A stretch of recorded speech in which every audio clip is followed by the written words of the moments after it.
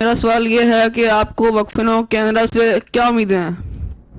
وقف نو سے کیا امیدیں ہیں؟ جی جب تمہارے ماں باپ نے وقف کیا تھا، ماں نے یہ وقف کیا تھا پیدا ہونے سے پہلے، تو انہوں نے کیا کس بنا پہ کیا تھا؟ اسی بات پہ کیا تھا نا جو مریم کی والدہ نے کہا تھا کہ میں اللہ تعالیٰ کی خاطر دیتی ہوں اپنی بیٹی کو، جہاں جو بھی بچہ پیدا ہو، جو بیٹی پیدا ہوئی تھی بیٹی ہے، اللہ تعالیٰ نے فرمایا کہ ٹھیک ہے.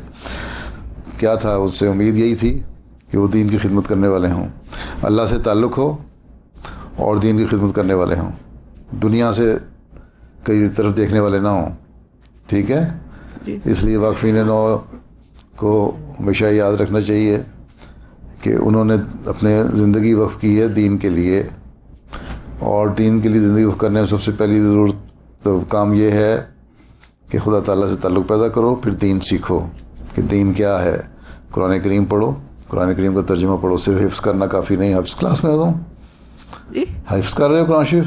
جی صرف حفظ کر لینا کافی نہیں ہے، اس کا ترجمہ، تشریح، تفسیر بھی آنی چاہیے.